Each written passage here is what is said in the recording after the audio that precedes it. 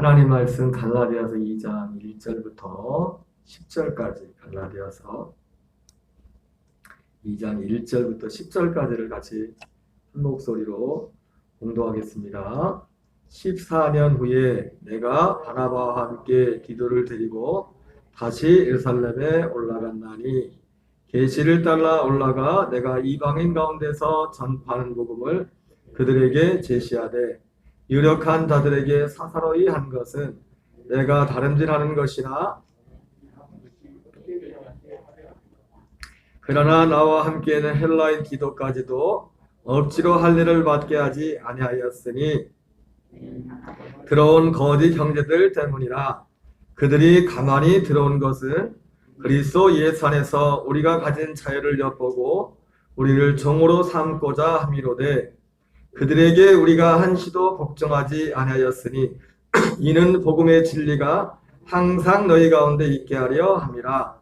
유망하다는 이들 중에 본래 어떤 일이든지 내게 상관이 없으며 하나님은 사람을 외모로 취하지 아니하시나니 저 유력한 이들은 내게 의무를 더하여 준 것이었고 도리어 그들은 내가 무할례자에게 복음 전함을 맡은 것이 베드로가 할례자에게 맡은 것 같은 것을 보았고 베드로에게 역사하사 그를 할례자의 사도로 삼으시니가 또한 내게 역사하사 나를 이방인의 사도로 삼으셨느니라.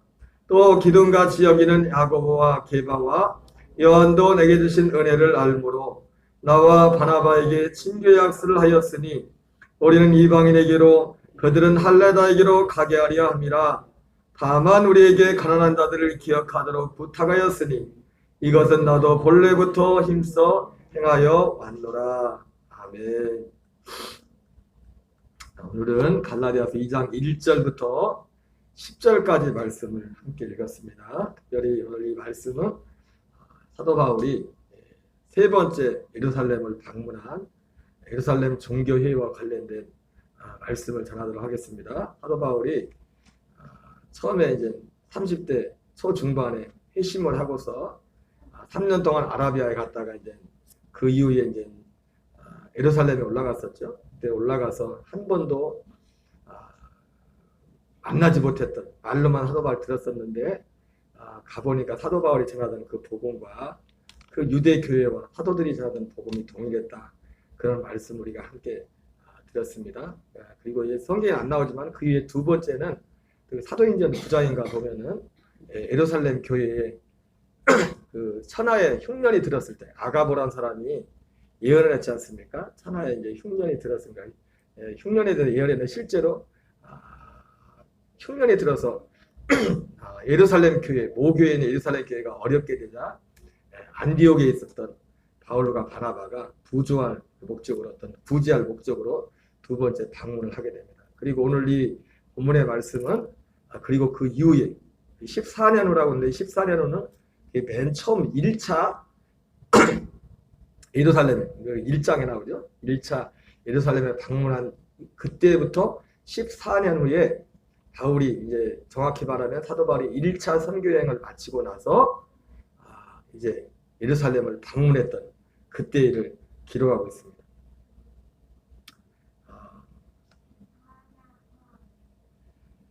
이 갈라디아서 2장 1절부터 10절까지를 이해하려면 이 내용 자체로도 우리가 이해할 수 있지만은 이 사도행전 15장에서 이 배경을 또 이 내용과 중첩되게 말씀하는 부분들이 사도행전 15장에 자세히 기록되어 있습니다. 우리 한번 읽어보겠습니다. 이 사도행전 15장 1절부터 35절까지가 지금 갈라디아서 2장 1절부터 10절까지의 내용을 이게 무슨 내용인지를 말씀하고 있어요.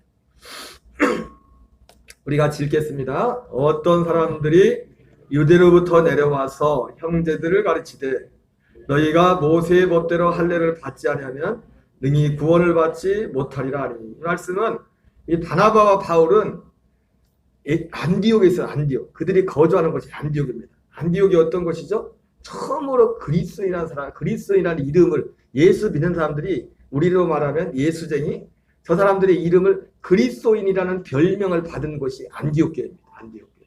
이방인이죠. 지금으로 하면 시리아. 그제 뉴스 보니까 지금 시리아에서 용병을 보냈대죠. 그죠? 러시아를 도왔다고 우크라이나에 용병은 그 시리아를 말하는 거예요. 그 시리아 지역에 안디옥 교회가 있어요. 참 그 안디옥 교회가 어떻게 보면 예루살렘에서 복음이 전해졌지만 이방인 선교의 전초기지. 그곳이 바로 안디옥이었습니다. 안디옥에 있는데 이건 뭐냐면 바로 이 사도 바울이 아까 말했던 1차 선교행을 마치고 안디옥에서 바나바 바울이라는 사람은 1차 선교행을 보내서 구브로를 통해서 비시디 안디옥과 더비아 루스드라와 일루리곤 이 지역까지 복음을 전하고 다시 돌아와서 안디옥에 다시 돌아왔어요. 그때 유대로부터 예루살렘에 있었던 유대 히브리 그리스인들이죠. 그 그리스인들이 그 중에 어떤 사람들이 와가지고 뭐라고 하냐, 모세의 법대로 할례를 받지 않으면 능히 구원을 받지 못하리라, 이런 말하는 겁니다. 그래서 이게 큰 문제가 돼요. 여기에 대해서. 여러분 이때 당시 이 기독교 초기 교회가 우리가 초대교회로 들어가자 이렇게 말을 하지만 사실 초대교회는 많은 혼란들이 많이 있었습니다. 왜냐하면 이 초대교회 신앙이라는 것이 유대교 신앙에서 그리스도교 신앙으로 바뀌는 그런 어떤 전환기에 있었기 때문에 그것이 정확히 정리되지 않았어요. 그래서 예수 믿고 심지어 성령 받았음에도 불구하고 특히 히브리인으로서 예수님을 믿는 사람들은 그래도 그렇지 할례를 받아야 구원을 받는다, 이런 얘기들을 하기 시작한 겁니다. 자, 2절 읽겠습니다. 시작. 바울 및 바나바와 그들 사이에 적지 않은 다툼과 변론이 일어난지라 형제들이 이 문제에 대하여 바울과 바나바 및 그 중에 몇 사람을 에르사렘에 있는 사도와 장로들에게로 보내기로 작정하니라. 그래가지고 이러한 그 유대에서 온 사람들과 바울과 바나바가 논쟁이 생겨가지고, 야, 이거 지금 우리 개인의 문제가 아니라 이거 큰 문제가 심각하다. 계속 예수 믿는 사람들이 이렇게 가르쳐버리면 예수님의 십자가를 복음을 헛되게 해버리는 거다, 이게. 그런 심각한 문제의식을 가지고 안디옥 교회에서 대책 회의를 열고 이 사람들 대표 바나바 바울이라는 사람을 예루살렘 교회에 보내는 겁니다. 이 문제를 정확히 매듭짓기 위해서. 여러분, 우리가 예수 믿는 것이 참 어떤 중요한 이 교리라는 것이 사실은요, 오늘날 한국 교회는 교리가 없어. 교리가 실종되었어. 그냥 열심히 믿고 뭐 기도하고 뭐 그것만 생각하지 이 교리 진리에 대해서. 그러니까 이단들 앞에 딱 만나면 팍팍 넘어갑니다. 말을 못해요. 성경 갖고 말하니까.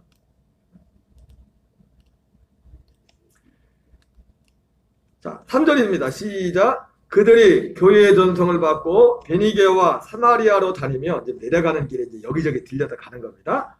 이방인들이 주께로 돌아올 일을 말하여 다 크게 기쁘게 하더라. 사마리아는 특별히 사도행전 8장에 보면 큰 부흥이 있었던 지역이죠.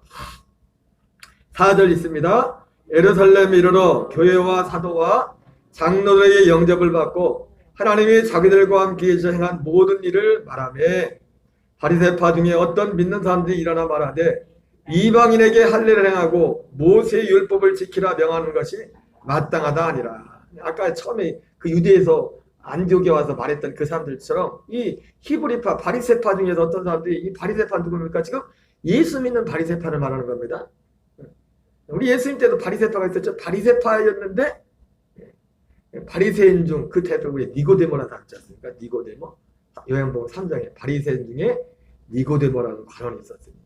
그 나중에 바리새인도 이제 그 니고데모도 주님을 믿게 되죠. 주님을 영접하고 이제 믿게 되는데, 바리새파 중에 어떤 믿는 사람들이 일어나서 말하되, 바리새파 그리스도인을 말하는 겁니다. 바리새파 그리스도인 중에 말하되 이방인에게 할례를 행하고 모세의 율법을 지키라 하는 것이 마땅하니라.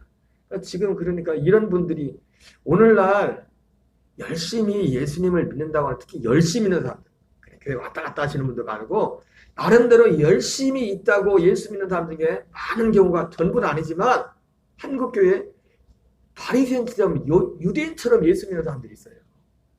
구약을 믿는, 구약식으로. 진짜 주변에 찾아보면 참 많이 있습니다. 저희 아버님 나는 교회 그 권사님 음식도 목사님도 그렇고 목사님도 그 권사님하고는 아무거나 식당에 못 가. 예. 구약에서 먹지 말라는 음식 먹으면 안 돼. 지금도 6절 사도와 장로들이 이를 의논하러 모여서 많은 변론이 있으므에 베드로가 일어나 말하되 형제들아 너희도 알거니와 하나님이 이방 자 그래서 이런 변론이 있는데 오늘 사도행전 15장에 보면 갈라디아서도 이제 그 말씀을 사도 바울이 언급을 하는데 베드로와 야고보가 일어나가지고 이 문제에 대해서 매듭짓는 그런 얘기들을 합니다. 첫 번째 이야기한 사람이 베드로예요. 베드로가 이 문제에 대해서 베드로 자기의 견해를 베드로와 야고보는 예루살렘 교회의 기둥 같은 존재들입니다. 사실은 초기에는 베드로가 앞서갔지만 나중에는 야고보가 어떤 면에서 보면 베드로보다 더 앞서갈 정도로 차지하는 어떤 자리가 그런 느낌을 가질 정도로 이 베드로와 야고보는 유대인의 예루살렘 교회의 기둥같이 쓰는 사람들이었습니다. 근데 첫 번째 베드로가 변론합니다. 베드로 같이 있습니다. 베드로가 일어나 말하되 형제들아 너희도 알거니와 하나님이 이방인들로 내 입에서 복음의 말씀을 들어 믿게 하시려고 오래전부터 너희 가운데서 나를 택하시고 또 마음을 하신 하나님이 우리에게와 같이 그들에게도 성령을 주어 증언하시고 믿음으로 그들의 마음을 깨끗하게 하사 그들이나 우리나 차별하지 아니하셨느니라. 자, 사도 바울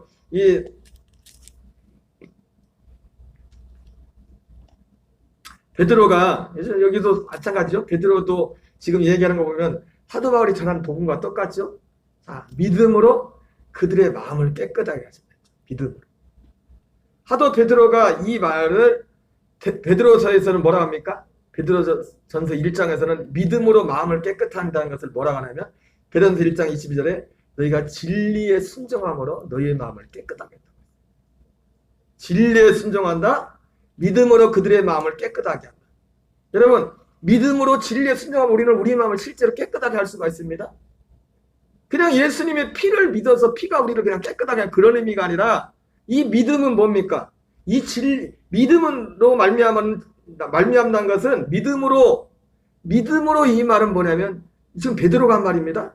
베드로가 믿음으로 그들의 마음을 깨끗하게 해서 이렇게 받아본데 그 믿음으로와 똑같은 의미가 베드로전서 1장 22절에 진리에 순종함. 이게 믿음으로입니다. 진리에 순종함으로 진리가 뭡니까? 예수님의 죽으심과 부활. 그리고 죽으심과 부활이 우리에게 여러분 예수님이 오전에 전했던 말씀 사실 오늘 말씀이 굉장히 중요한 말씀인데 제가 최대한 그 제한된 시간에 그래서 사실 오늘 길어지겠는데 너무너무 중요한 말씀이에요. 사실 오늘 말씀이 한 표적과 한 믿음이라는 것이 유일한 표적과 유일한 믿음. 예수님의 십자가와 부활을 믿는데 그 십자가와 부활을 통해서 우리에게 이루고자 하는 것이 요한복음 2장에 이 성전을 말라 내가 사흘 만에 세우리라. 예수님 자신을 말하기도 했지만 그게 우리를 향해서 하는 말이에요. 네 옛사람을 털어버려 내가 새 사람으로 세우겠다. 그게 갈라디아 2장 20절이지 않습니까? 근데 우리는 혼자 우리 스스로 옛사람을 처리할 수가 헐어버릴 수가 없어요. 어떻게 합니까? 정말로 옛사람의 삶 속에서 난 이렇게 정말 살기 싫다. 이거 정말 싫다. 하나님의 약속을 바라볼 때 예수님의 십자가의 죽으심에 연합함으로 우리가 함께 죽을 수 있는 것입니다. 그리고 그 부활의 생명의 연합함으로 우리가 그 생명을 얻는 거, 그 생명을 얻는 거, 그 생명만 깨끗한 겁니다. 그리스도의 생명이. 우리의 마음이 깨끗해진다는 것은 옛사람은 죽고 그 생명이 나타나기 때문에 그 생명이 깨끗해지는 거예요. 그 생명 때문에 그리스도의 생명으로. 이해되십니까? 그것이 믿음으로 그들의 마음을 깨끗하게 한다. 그러니까 바울이 전한 복음이나 사도 베드로가 전한 복음이 똑같지 않습니다. 믿음으로 그들의 마음을 깨끗하게 하사 그들이나 우리나 차별하지 아니하셨나니. 그러니까 복음을 보내면 할례나 무할례가 아무것도 역사하지. 이면적 유대인이 표면적 유대인이 유대인이냐 이면적 유대인이 유대인이 할례는 마음에 알지. 이따 뒤에도 나오지만은 사도 바울이 이때 당시에 우리가 그리스도 안에 있는 자유를 저들이 엿본다고 자유를 무너뜨리려고. 여러분 우리 그리스도 안에서 자유가 있습니다. 이 그리스도 안에서 좀 벌써 말하네. 그리스도 안에서 자유라는 게 뭐냐면 어떤 자유를 말하냐면은 뭐 아무렇게나 살라는 얘기가 아닙니다. 예를 들자면 그리스도 안의 자유 중에 지금 이 할례가 그런 겁니다. 할례. 여러분 그리스도의 자유라는 건 의미를 그 단어를 의미하려면 그림자가 있었는데 이 그림자가 없어지고 실제가 왔기 때문에 이제 실제로 살면 된다는 얘기예요. 그게 그리스도 안에 있는 우리의 자유예요. 이게 무슨 말? 그러니까 예수님이 오셔서 이 예수님이 진리 복음을 이루기 전까지는 유대인으로서 하나님의 백성들은 할례를 받아야 됐단 말이에요. 근데 할례는 뭐예요? 할례는 그림자란 말이에요. 우리의 마음을 할례하는. 로마서 6장으로 말하면 예수님이 죽은 것처럼 우리 옛사람의 죽음에 연합하여 죽어 사라지는 게 할례입니다. 성령의 능력으로 실제로 우리의 그 마음이 일어나서 그 안에 우리의 그리스도의 생명이 들어오는 그걸 할례라고 한다. 그러니까 그게 그리스도 안에 더 이상 이제는 할례를 행할 필요가 있어요, 없어요? 그 이스라엘 사람들이 행하던 거는 그것 그림자였다고. 할례가 왜 그렇게 중요했냐? 그림자기 때문에 중요했던 거예요. 예수님이 이루실 율법이 왜 이렇게 중요했던 거냐? 예수님이 그리스도께서 오셔서 이루실 것의 실체의 그림자가 율법이었기 때문에 율법을 지키는 게 중요했던 거예요.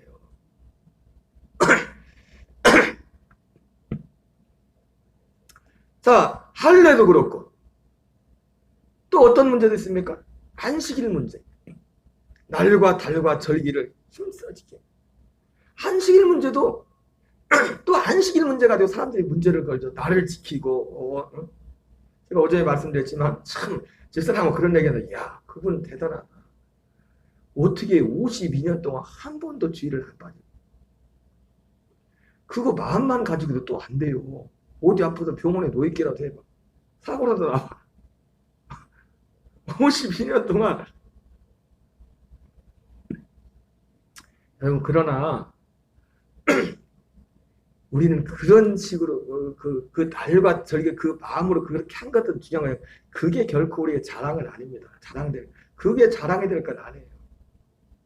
나를 지킨 것이.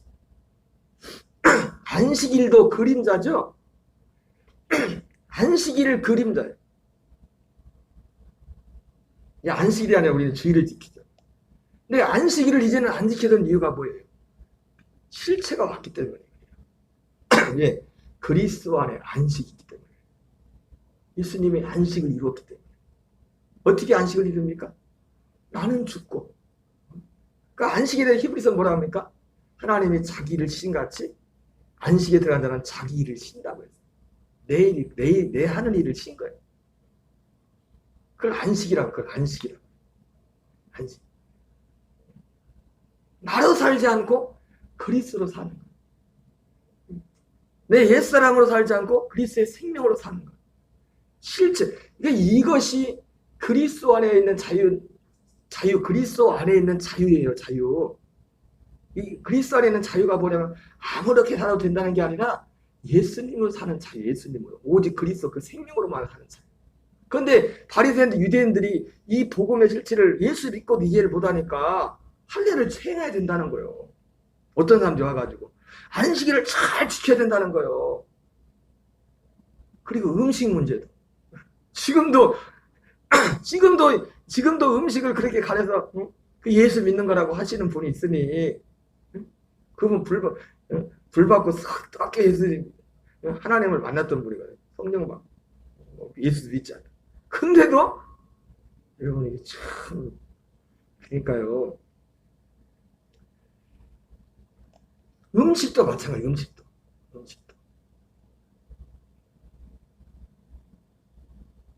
여러분 우리가 잘 먹어야 됩니다. 아무거나 먹으면 안 돼요.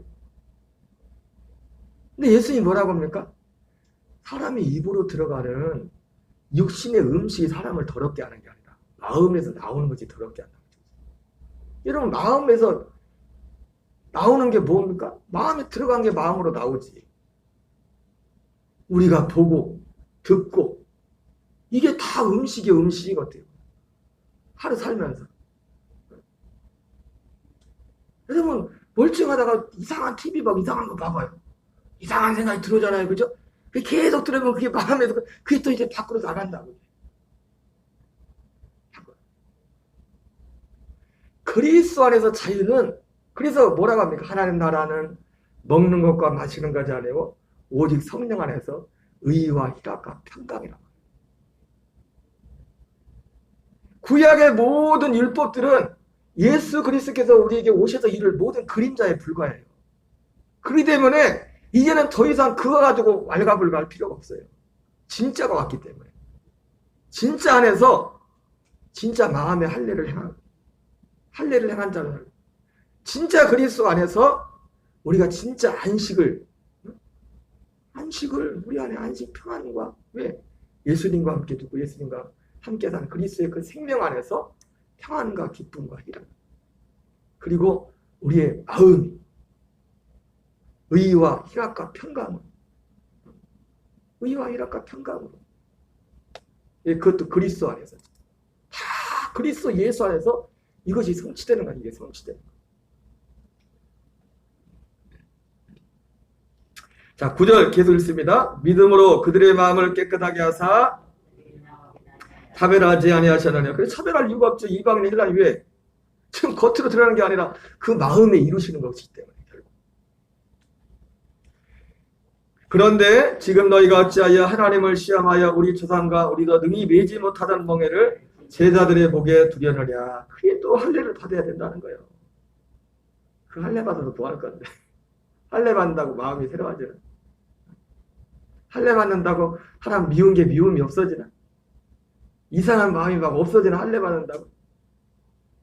몸에 할례를 받는다고? 그 그림자에 불과한 겁니다. 그림자. 이 진짜 그림자의 실체 되신 그분이 오셨다고. 실제로 그분은 누굽니까? 우리 안에 계신 그리스도라고 했어요. 우리 안에 계신 그분이 우리 안에 오셔야 됩니다. 우리 안에 계셔야 됩니다. 여러분, 그분이 우리 안에 계시라는 증거 중에 하나 뭔지 아니면 그분이 진짜 우리 안에 오면 어떤 일이 일어납니까? 그분을 자꾸 말하고 싶어요. 전하고 싶어요. 그게 그리스도인이에요. 사람은 자기 안에 있는 게 나아요. 자기 안에 있는 걸 그냥 흉내는 잠깐 낼 수 없지만 계속 이 마음에 일어나는 그것은 있지 않으면, 내 안에 진짜 있지 않으면 그걸 할 수가 없어요.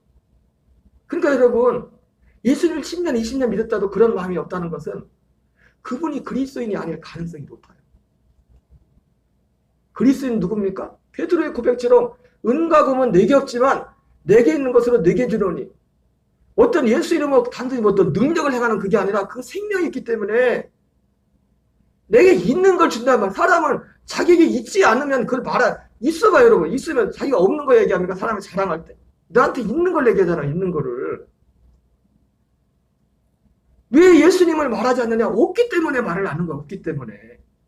아니, 예수님이 그렇게 소중하고 진짜 그것이 온 사람은 예수님이 밭에 감춘 보화를 발견한 것처럼 그게 가장 큰 것인데, 그게 실제로 왔다면 가만히 있을 수 있냐고. 우리가 무조건 막 다 이렇게 하지 못할지라도 그 마음에 얼마나 마음의 소원이 그걸 말하고 싶겠어요. 왜? 내 안에 있으니까. 여러분, 있어서 말하는 겁니다. 그래서 예수님도 없는 데 가서 전도하라고 안 했어요. 너 기다려라. 성령이 너에게 임하시면 너희가 권능을 받고 예루살렘과 온 유대와 사마리아 땅까지를 내 증인되리라. 시키지 않아도, 하지 말라고 해도, 여러분, 초대교회 사도들이, 그제 제자들이 했잖아요. 말리는데도, 죽인다고 하는데도 가서 전하고 있잖아요. 왜? 그 안에 있기 때문에. 자기 안에 있기 때문에 하지 말라고 하는 겁니다. 잡아 죽인다는데도 그거 하고 있어요. 왜? 그 안에 있으니까. 에레미야도 그가 40년 동안 이스라엘 백성의 회개의 말씀을 전하면서 정말 하기 싫었어요. 왜? 말이 40년인데 1년도 힘든데, 그것도 환영받는 사람, 환영하는 사람 아무도 없는데. 그러나 에레미야가 뭐라 합니까? 내가 다시는 여호와 이름으로 말하지 않으라 했지만 내 마음이 불분과 같아서 내가 정말 어찌 말할 수가 없다. 있으니까, 그 안에 있으니까. 여러분, 믿음은 뭐냐면 진짜 그리스도가 우리 안에 계신 거예요. 계시라는 그 증거가 명확하게 어떻게 나와요? 바람이 임의로 불매, 바람은 보이지 않지만 그분이 우리 안에 계시면 어떻게 나타납니까? 가장 선명하게 뭐냐면 그분을 전하고 싶어요. 그 생명을 전하고 싶다. 없는데 무슨 전해요? 전하라고 해도 전할 게 없는데 전할 마음이 고통스럽지. 아니, 예수님이 없는 사람한테 전도해 그러면 얼마나 고통스럽게. 목사님도 웃기네. 있지도 않은 걸 뭘 전하라고. 있어야 전하죠. 있어야. 내 안에 있어야 전하죠. 있어야.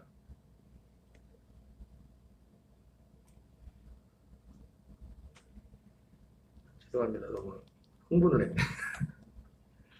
10절 같이 있습니다. 시작. 그런데 지금 너희가 어찌하여 하나님을 시험하여 우리 주상과 우리도 능히 매지 못하던 멍에를 제자들의 목에 두려느냐. 그러니까 그 본사님처럼 돼지고기 먹지 마세요. 이거 그 멍에를 매는 거죠. 그죠? 그런 얘기를 하는 거예요. 그러나 우리는 그들이 우리와 동일하게 주 예수의 은혜로 구원받은 줄 믿노라. 똑같은 거죠. 믿음으로 말미암아 마음을 깨끗하게 했다는 말과 예수의 은혜로 구원받는다는 거 똑같은 얘기예요. 예수 이름으로 구원받는다는 것이 바로 베드로가 지금 베드로 한 사람이 한 얘기잖아요. 예수의 이름으로 구원받는다는 것과 믿음으로 그 마음을 깨끗하게 한다는 것. 진리의 순종함으로 우리의 마음을 깨끗하게 한다는 것. 똑같은 겁니다. 똑같은 것. 그 의미가 무엇인지 말씀했죠. 12절. 온 무리가 가만히 있어 바나바와 바울이 하나님께서 자기들로 말미암아 이방인 중에서 행하신 표적과 기사에 관하여 말하는 것을 듣더니 말을 마침에 그 다음에 야고보가 말하죠. 이 베드로가 있고 야고보가 대답하 이르되 형제들아 내 말을 들어라. 하나님이 처음으로 이방인 중에서 자기 이름을 위하여 백성을 취하시려고 그들을 돌보신 것을 시몬이 말하였으니 선자들의 말씀이 이와 일치하노라. 기록된 바 이후에 내가 돌아와서 다윗의 무너진 장막을 다시 지으며 또 그 허물어진 것을 다시 지어 일으키리니 이는 그 남은 사람들과 내 이름으로 일컬음을 받는 모든 이방인들로 주를 찾게 하려 함이라 하였으니 즉 예로부터 이것을 알게 하시는 주의 말씀이란과 같으니라. 그러므로 내 의견에는 이방인 중에서 하나님께로 돌아오는 자들을 괴롭게 하지 말고 다만 우상의 더러운 것과 그래서 내 의견에는 그래서 이제 이 야고보가 베드로가 한 말을 받아가지고 보충 설명하면서 베드로의 말과 그 의견과 사도 바울의 그 주장을 적극적으로 같이 동조를 해주는 겁니다. 그것도 그냥 현천한 사람들이 아니라 예루살렘 교회 가장 핵심적인 수장들과 같은 베드로와 야고보가 얘기하는 거예요. 그러니 얼마나 말에 힘이 있었겠습니까? 그러므로 내 의견에는 이방인 중에서 하나님께로 돌아오는 자들을 괴롭게 하지 말고 다만 우상의 더러운 것과 음행과 목매어 죽인 것과 피를 멀리하라고 편지하는 것이 옳으니 이런 어떤 그런 무겁게 그러니까 이게 아까 말했지만 이런 내용들이 갈라디아에서도 많이 나와 있고 특히 골로새서에도 이런 부분들이 많이 나와요. 예수님을 믿지만 예수님을 믿는다고 하지만 아직 유대의 어떤 그런 습관에 젖어가지고 진짜가 왔는데도 옛날 걸 계속 그대로 붙잡고 같이 가는 거예요. 그 진짜를 그러니까 이 사람들도 여전히 초대교회 때는 복음과 율법이 구분이 안 된 겁니다. 구분이 안 된 거예요. 여러분 복음과 율법을 정확히 구분하셔야 됩니다. 네? 구분하세요? 복음은 뭐라 했어요? 간단해요. 아들의 생명이 복음이에요. 아들의 생명이. 그 생명으로 사는 것. 그게 믿음으로 사는 거예요. 그러나 믿음이 율법을 펴는 것이 아닙니다. 이런 의식적인 것이지만은 믿음이 율법을 굳게 세운댔잖아요. 이 믿음이. 어떻게? 그게 마태복음 5장에 나오잖아요. 응? 이 믿음이 오면은 살인하지 말라. 구약에는 이렇게 말했는데 율법에 살인하지 말라고 말했는데 응? 살인이 어디서 나옵니까? 마음에서 살인하고 싶은 그런 마음이 먼저 미운 마음이 나서 사람을 죽이잖아요. 믿음은 뭡니까? 믿음이 율법을 굳게 세운다는 게 뭐예요? 살인한 마음을 없애버려 이 믿음은. 예? 살인한 마음, 믿음으로 산다고 하면서 내 마음속에 하나님 다 가지고 있는 건 믿음이 아니에요. 그게 할래도 그게 없어진다고. 아, 이게 싫다고 있어서 내가 이렇게 살기 싫은데, 이런 마음이 싫은데 해도, 원해도 내 힘으로는 이걸 없앨 수가 없어. 근데 어떻게 없앨 수 있어요? 믿음으로. 예수님의 죽으심과 연합할 때. 믿음으로 진짜 예수님이 죽을 때 나도 이런 것들도 같이 죽었다는 것을 실제로 믿음으로 취할 때, 믿음으로 실제 취할 때, 그 마음이 사라지고 도리어 그와 정반대된 하나님의 사랑할 수 있는 그 마음이 생명이 나온단 말이에요. 그게 믿음으로 사는 거예요. 그러니까 믿음이 사도 바울이 그래서 그러면 믿음의 율법을 폐하느냐? 그럴 수 없느니라. 오히려 믿음이 율법을 굳게 세운다. 무슨 말씀인지 이해되죠? 진짜 믿음은 율법을 굳게 하는 거라고. 그게 마태복음. 그래서 예수님은 마태복음 17절 18절 뭐라고 합니까? 내가 온 것은 율법을 폐하러 온 것이 아니라 완전히 하러 온 것이었어요. 그게 사도 바울이 한 말하고 똑같잖아요. 내가 온 것은 율법을 폐하러 온 것이 아니라 완전히 하러 온다. 믿음이 율법을 폐하는 것이 아니라 율법을 굳게 한다. 간음하지 말라 그랬는데 간음은 어떤 실제적인 구체적인 행동이잖아요. 왜 간음을 합니까?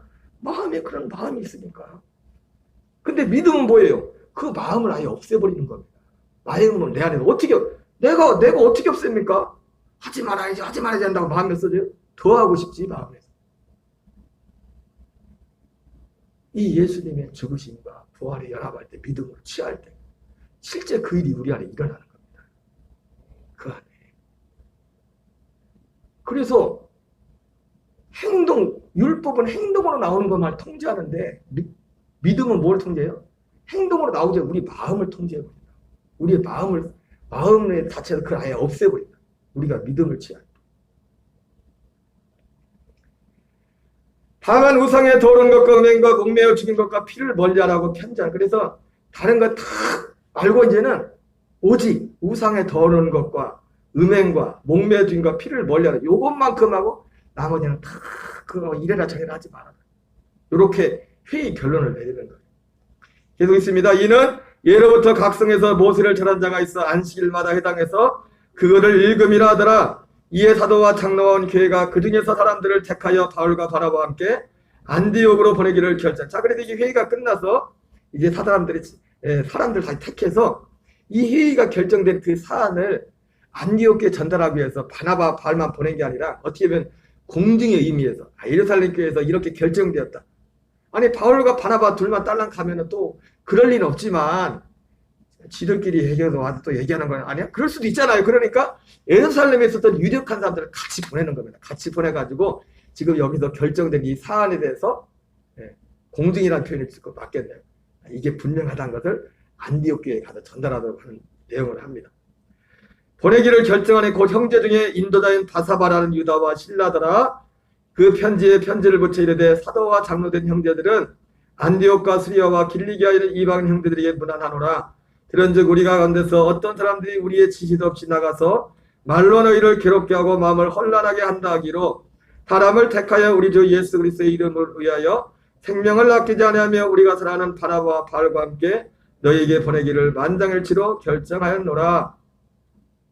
그리하여 유다와 실라를 보내니 그들도 이 일로 말로 전하리라.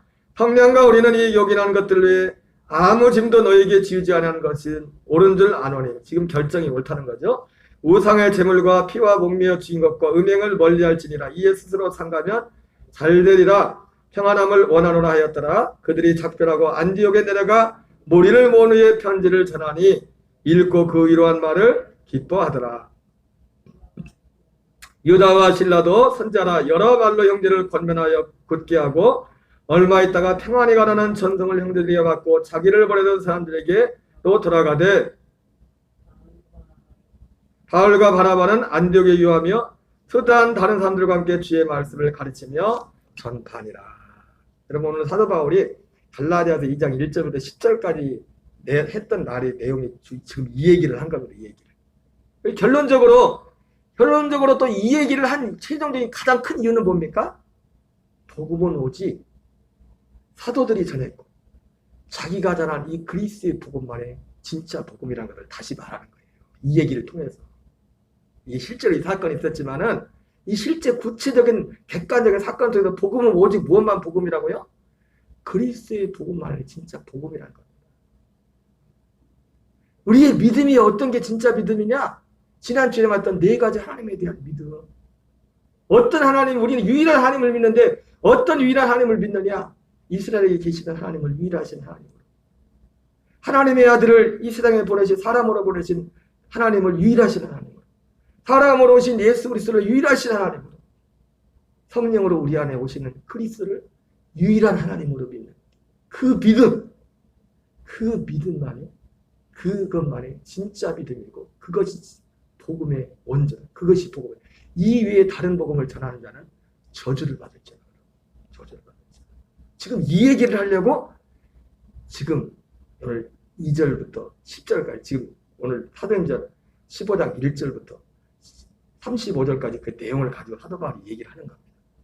이런 복음은 오직 그리스도의 복음밖에 없습니다. 그리스도의 복음 안에 있는 사람은요, 진짜 이 복음 안에 있는 사람은, 그 있는 사람은 그걸 전하게 돼. 전하고 싶어지면 다 전하자 할지라도 그 마음에 있으니까 내 안에 그 갈라디 1장도 나는 말씀하잖아요. 하나님의 복음, 그리스도의 복음 뭐랬어요? 우리 안에 하나님 그리스도를 나타내는 거예요. 우리 안에 나타내는 거예요. 밖에 나타나는 게 아니라 우리 안에 나타나는, 우리 안에. 내 안에 있는 거, 내 안에 계신 거. 있으니까 말하고 싶은 겁니다. 있으니까. 여러분, 이 은혜가 저와 여러분이 충만하기 바랍니다. 근데 이것이 어떻게 옵니까? 아까 오전에 끝날 때 말했지만 먼저 내가 믿어야 돼. 내가 믿었다고 금방 이루어지는 게 아니라, 내가 믿을 때 금방 이루어질 수도 있지만은 시간이 걸릴 수도 있어요. 이것이 내 안에 실제로 이루어질 때. 아까 오전에 말씀드렸던 그 연예인 같은 경우는 물론 그분이 전하는 복음은 그리스도의 복음은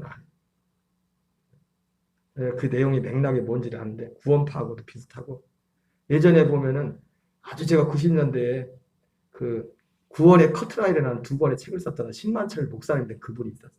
KBS 엔지니어였었는데 그분 책도 제가 읽어보니까 이 죄사함에 대한 여기를 벗어나지 못해요. 여러분, 복음은 죄사함의 복음에서 끝나는 게 아닙니다. 그리스도의 복음이 그리스도의 복음, 죄를 사하는 게 그거는 어떤 하나를 이걸 이루기 위한 어떤 과정이지, 구원은 뭐냐면 우리의 마음을 새롭게 하는 겁니다. 깨끗하게 그 생명을 줘가지고. 이것만이 복음이라고. 이것만이. 사도 바울도 다 그걸 얘기하는 거예요. 어쨌든 그게 좀 다를지라도 그 부분에 있어서 그분이 그런 얘기, 자기가 10년 전에 그렇게 해가지고 2년 동안 이스라엘 가서 막 공부하고 막 뒤지면서 이거를 확실히 다 확인을 했대. 말씀에 진리. 그런데 뭐냐면, 그래서 그걸 가르치기 시작했는데 지금 한 200명이 모이나 봐요. 웬만한 목사들 교회보다 더. 교회 목회는 아닌데 그냥 보이는데 한 200명 모인대요. 200명. 그 사람 얼굴 보고서 왔겠죠. 유명세가 있으니까. 근데 그분이 그 얘기예요. 자기가 이거를 전하면서 이 구원의 복음을, 자기 말로 구원의 복음을 전하면서 자기 말을 듣고서 나는 정말 구원받았다 내가 하는 사람들이 있었는데 자기는 아직 그걸 이해했지만 믿어지진 않아요. 7년이 걸렸대. 자기는 진짜 그게 믿어지는데 7년이. 그러니까 이 믿음이 이런 겁니다. 진짜 이 믿음이. 요한 예슬리 목사님도 그랬잖아요. 이거 이해했다고 지금 그게 그분에게 이루어진 게 아니잖아요. 근데 일단 내가 믿는 게 중요해요. 믿고. 아니, 어떤 사람은 믿는 동시에 바로 이루어질 수 있어요. 사람마다 차이가 있어요. 왜냐하면 우리는 시간의 개념이지만 하나님은 시간 개념이 없잖아요. 그러죠? 근데 순서가 이렇다 이거예요. 그래서 그 안에, 내 안에 그게 이루어져도 거의 끝이 아니죠. 그 안에 이렇게 살아가는 건데, 이거를 말하고 싶다. 이걸 전해주고 싶다. 이 예수님의 생명, 그리스도의 생명. 오늘 그 마음이 오늘 바울의 편지 가운데 묻어 있는 겁니다. 여러분, 오늘도 다시 한번 사도 바울이 이 말씀을 통해서 분명히 말합니다. 복음은 오직 그리스도의 복음만이 복음이다. 하늘에서 온 천사라도 어떤 누굴지라도 다른 복음을 전하면 저주를 받을지. 이게 복음. 우리 찬양하고 또 마치겠습니다. 좀 길어졌네요.